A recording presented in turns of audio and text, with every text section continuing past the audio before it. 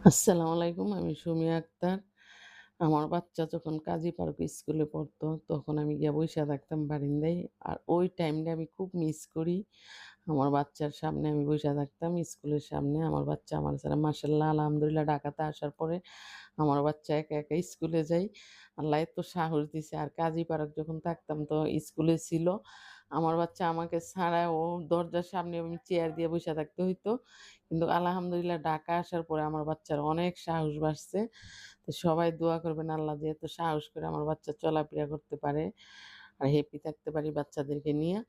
তাই আমি যখন অতীত মনে পড়ে তখন ভাবি যে আসলে আমি যা করে আল্লাহ মঙ্গলের জন্য করে আর যতটুকু হইছে আলহামদুলিল্লাহ ভালোর জন্যই হইছে। হয়তো দেশে থাকলে আমার এমন অবস্থা হইতো সবসময় বাচ্চার পাশে থাকতে হইতো। তখন তো আমি বাচ্চা নিয়ে সকালে স্কুলে দিয়ে আসি, টাইমলি গিয়ে আনি। আর তখন আমাকে ছাড়া আমার বাচ্চা কিচ্ছু বুঝতো না।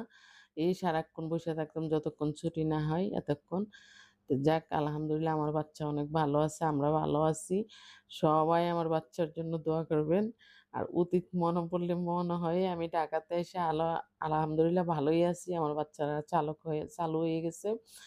যেমন ঢাকাতে আসার পরে ওরা নিজে, নিজে খাইতে পারে, চলতে পারে, সবকিছু করতে পারে। আমি সামনে আর বইসা থাকা লাগে না। সকালে স্কুলে দিয়ে আসলে টাইমলি গিয়ে স্কুল তো আনলেই হয়।